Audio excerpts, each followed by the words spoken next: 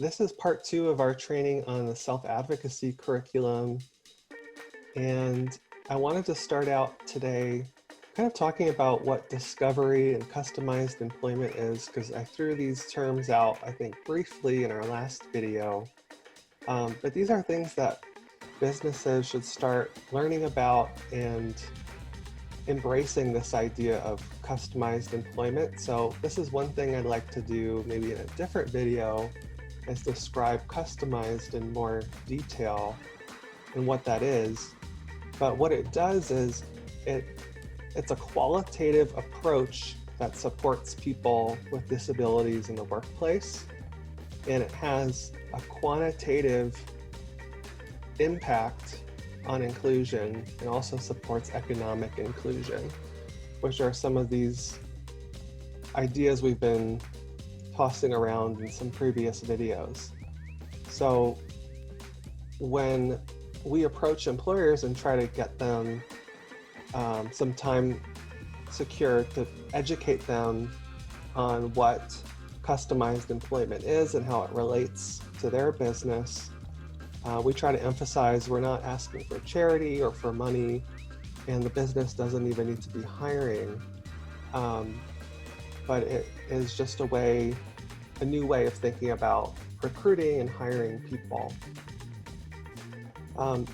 This kind of relates to how we see people in the workplace and moving away from that medical or deficit model of a disability and really looking at what are their contributions and their talents and skills that they do have to contribute, and less comparing people to one another and ranking people.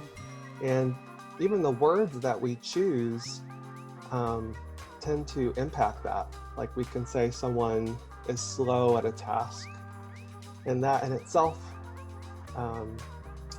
encourages that evaluation and that ranking. And I'll throw out another big word, but exceptionalism, which is how most interviews, people tend to highlight what are their skills that they have that other people don't have. And again, that supports this comparison and this ranking that can affect someone's self-confidence and their image of themselves, because they have these barriers to getting hired.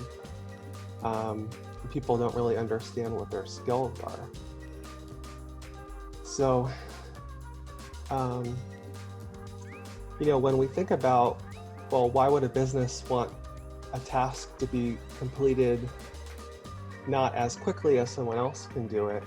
And I think this is a part of us moving past this idea that all businesses operate at the highest efficiency all the time.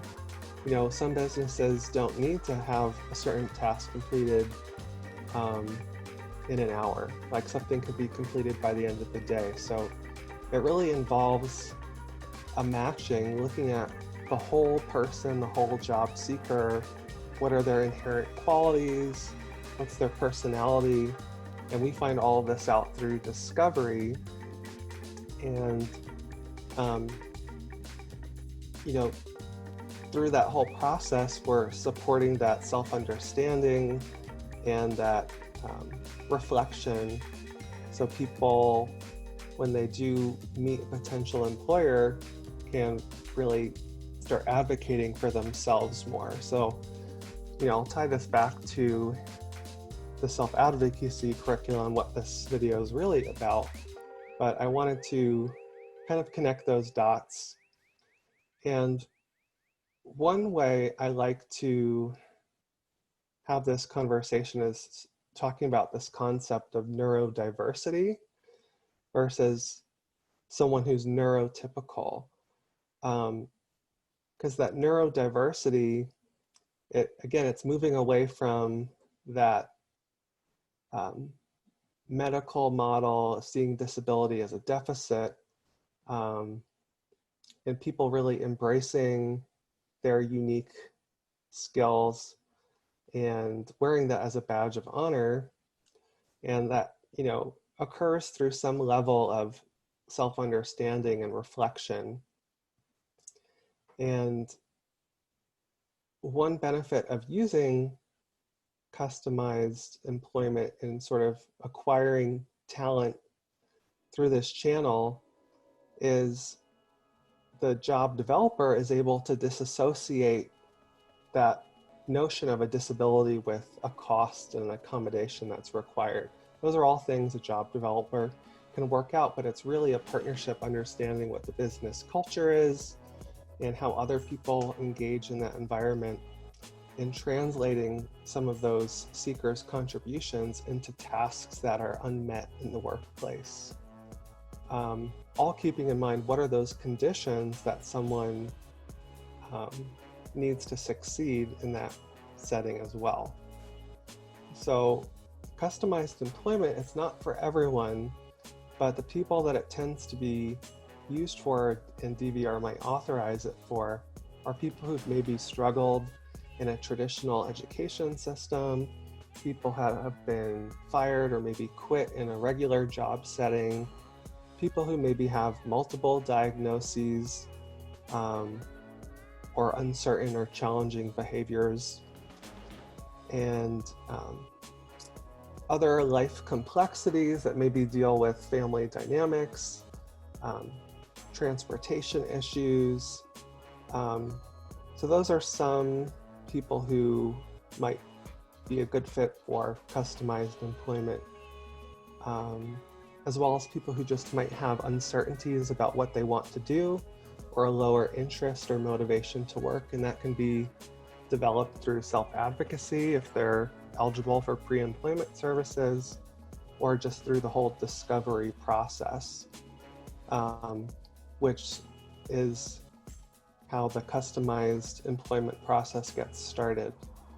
So in discovery, the number one question, the primary thing that we're asking is, who is this person? And taking this approach by looking at, what employers are in their proximity, qualifying potential employers based on their interests and skills and connectors through their personal network. This approach dramatically increases the success rate when you're looking at the employer needs and trying to see if there's a match, and just providing that information on what this new approach is. So those three things we might look at if we're doing a needs analysis with an employer are, what are those unmet tasks in the workplace and all departments in an organization? What are some of those tasks that can be delegated and maybe be better done by someone else who's making an entry-level wage?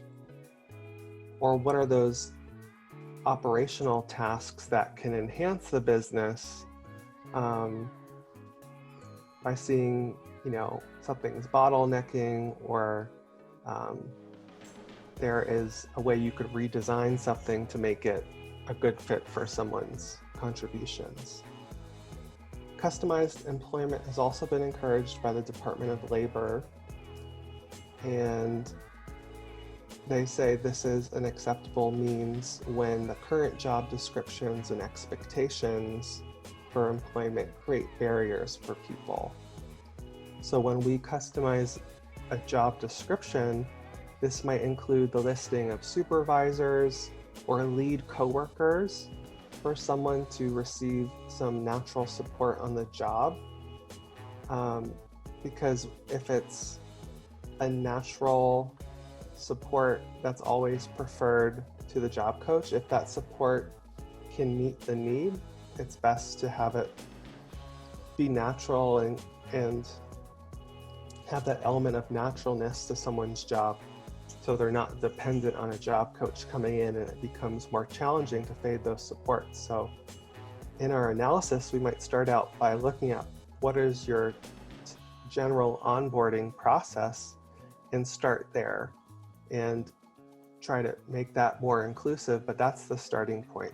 It should be the same for everyone, whoever they have access to get questions answered or get that support. It's not the job developer's role to have all that information, and then that seeker is dependent on that job coach. So that's more of the reasoning why it's important to build these natural supports, because we all depend on natural supports to do our job. Other things that might go into that customized job description could just be, even though it is required by law to have some of those reasonable accommodations like a job coach, but having that explicitly written into the job description is helpful, because we all know that managers change, and having that on a signed document that they have certain accommodations is important to the long-term success in that job. And something like a quirk that someone has where maybe they would be reprimanded for something, having that put into the job description too, recognizing that that's a condition for this to be successful. I think this is just a good approach for parents and job seekers with disabilities to be aware of. So in 2014, Congress passed a new workforce law, which specifically mentions this flexible working arrangement between job seekers and businesses, matching those business needs to the interests of the job seeker. And Project Search, which was a program I was involved with up in Boulder in 2018. This is just one example of this proprietary employment strategy, which involves the needs analysis and looking at those needs in all different department areas. And Project Search usually partners with a hospital and works with students that are aging out of the school district, but they have over 400 host employers across the country in 44 states. And something else similar that was referenced was something called Pathways to Careers, and they have over 200 hosts in 4 different states. So that if you're a parent, that might just be 2 different things to spend some time researching, because that's kind of a nice way for someone to transition out of school, being in an internship and getting to keep that same job and having that shift into integrated employment. Because I know those hospitals have hired on a lot of those students that intern their final year with the school. But again, like, why is this important? This is all part of this new economy that's unfolding with coronavirus and technology, and workers are demanding more autonomy in their jobs. So it makes sense to start designing jobs around the lives of workers and not the other way around. So it still requires that partnership, but there are benefits to the employers, because having someone come in-house part-time could be a better approach to solving an operational issue than outsourcing something and having the hassle of dealing with that third party. But again, it's supporting that independence and that ability to self-monitor and being able to check your work. And all of that's supported by that self-advocacy and those self-determination skills to promote that independence, and lead to these successful outcomes through customized employment. So one thing we added, switching gears here, for other students who were interested in looking at college as an option, these are just some questions that are good to ask when you're exploring your options. And luckily now we have in the Inclusive Higher Ed Network for Colorado, and there's some great programs around the state for families and students that are interested in getting an inclusive college experience if they want to be on campus or still live at home. That's something I encourage families to explore. And there's a great webinar that talks about self-advocacy and these soon-to-be graduates talking about their advice they'd give students still in high school on those things that they want, that they need, and encourage people to work on, like public transportation, self-advocacy. So that's a great resource for finding out more about that. But again, if your state doesn't have a specialized program, or you just want to enroll them at the local community college, these are important questions you got to be asking about admissions procedures and the types of support that they're going to have in that context, because you really need to be able to advocate for yourself in that setting to get the training that you feel like you really want or need. So that's why I think those graduates kept mentioning advocacy in addition to public transportation as things that they wish they had more instruction on. I was going to say this. Community colleges these days, depending on where you're going, they might accommodate, there's certain things that they don't accommodate anymore, and that's note-taking. And if you need notes, you would have to get like a recorder and ask your instructor if that's okay to record, and everything is just, it's not the same as it was when I first went to school. There's a lot of different changes, and so when you are trying to find a college that's good and meet with you and stuff, so it's not all instructors will follow your accommodations, and it's just it feels like to them it's a waste of time. Mm-hmm. And so you gotta really like because it's like Forrest Gump said, life is a box of chocolate, you never know what you're gonna get. And so that's how it is at community colleges, because you don't know what kind of instructor you're going to even get. And so you have to have more support with your family. Mm-hmm. I'm grateful my mom helps me out a lot with it, but also family that you're connected with could actually help you and to try to help you succeed. And then there's tutoring people. There's the tutor center. So just try to also ask questions. How can my tutor help me while I'm doing something in school? Because mm-hmm. if you don't do that, then you're basically going to fail in yourself, because in my opinion, I don't think community colleges are meant for people like have cognitive and they're more focusing to me on physical disabilities. Right. I think that's a really important point you made there. I think parents are naive to think that their local community college is going to have the right program for their student or child that maybe has some of those cognitive problems. I know Arapahoe Community College, they just started a new program that is more geared towards those types of students. So, I do encourage people to check out in the Inclusive Higher Ed Network for Colorado.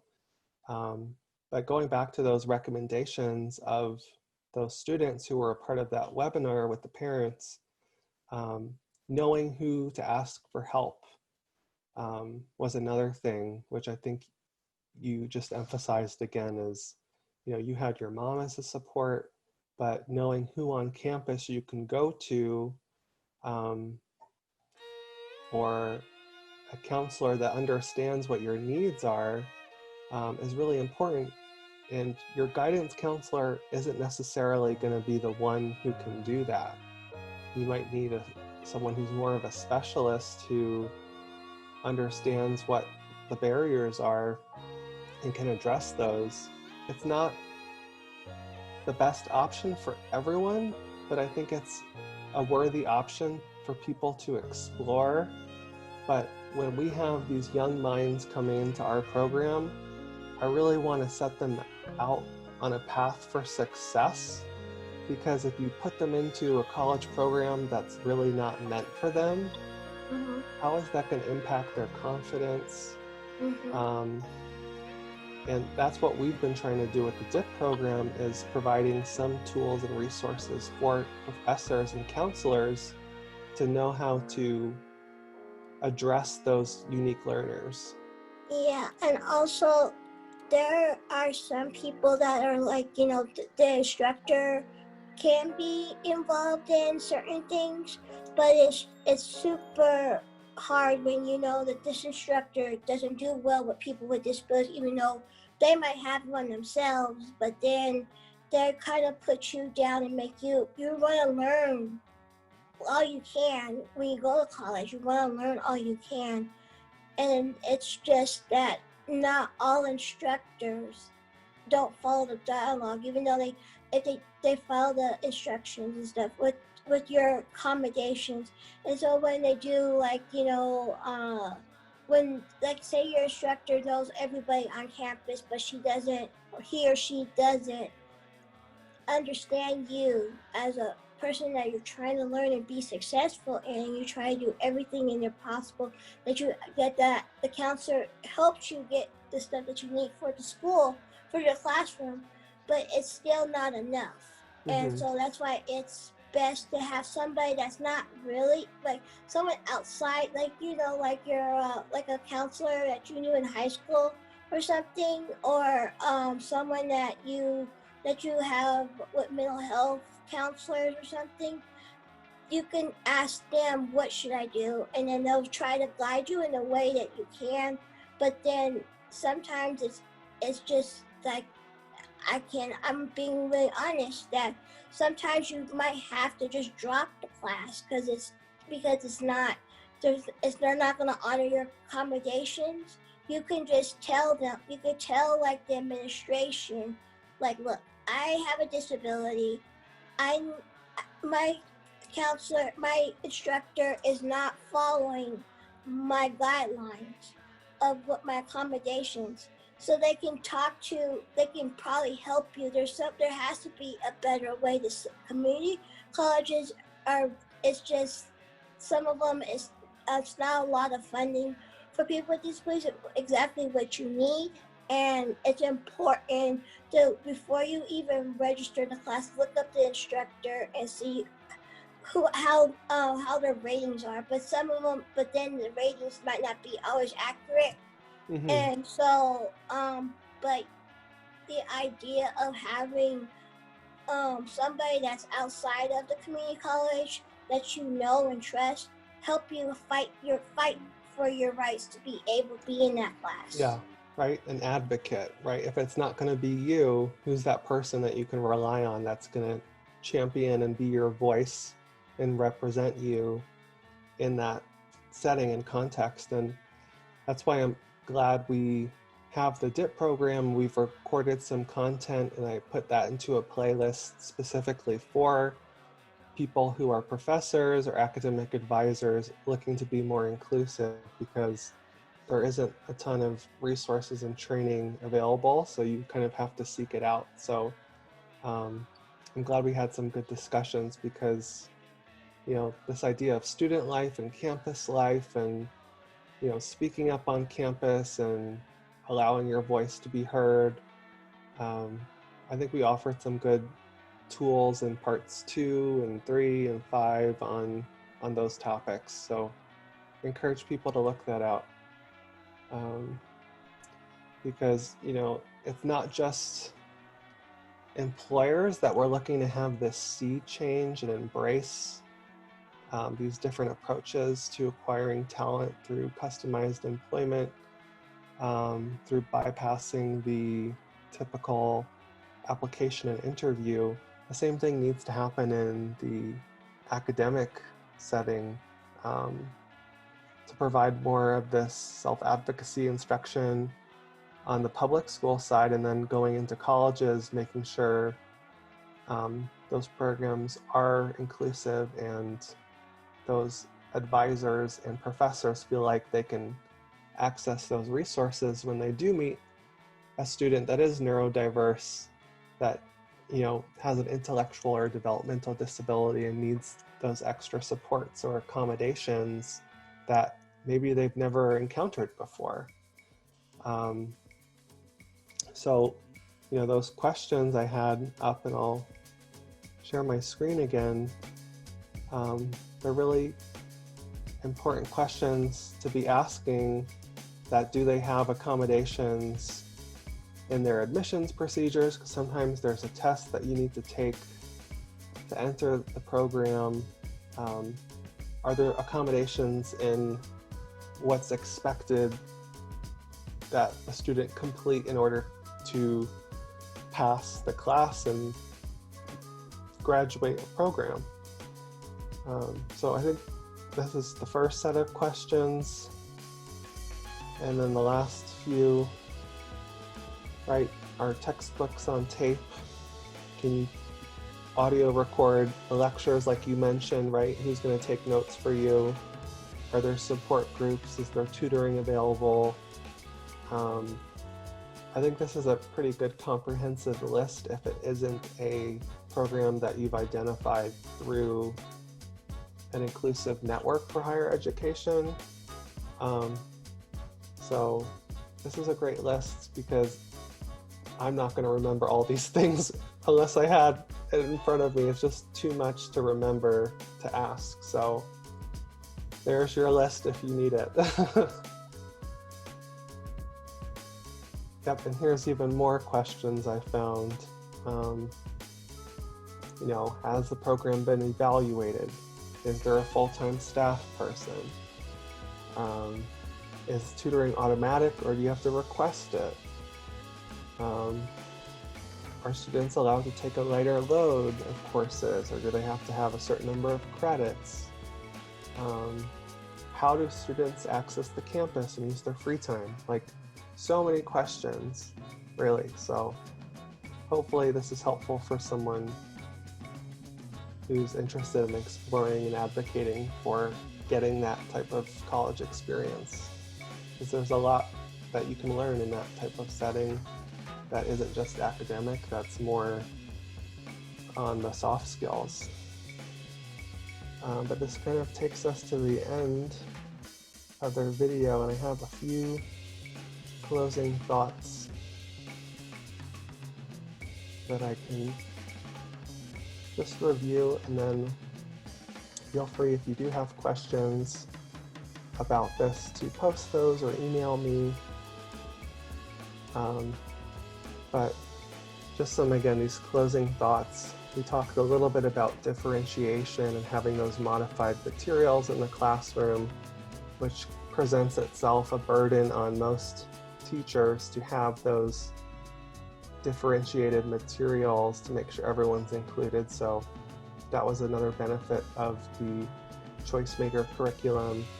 And digitability, which was another tool we used last year in the classroom to provide that education on technology and using web browsers and windows and like browser windows, URLs, how to be careful online, the back and forth buttons, what are icons, really just navigating a web browser. That was all differentiated, and I think a valuable, different kind of curriculum you could do that really supported more engagement. There was that whole social economy concept I think I described in our other video, where we distributed participation dollars, and I thought that was a good tool. And then just again to re-emphasize here this idea of the generalist versus the specialist. I kind of see myself as the transition specialist, and Some transition teachers view themselves more as a case manager or a generalist to deal with all areas of life. So I think having a service provider come in to provide some of this specialized instruction is helpful to take some of that off the role of the school and the teacher, and contracting with the school directly.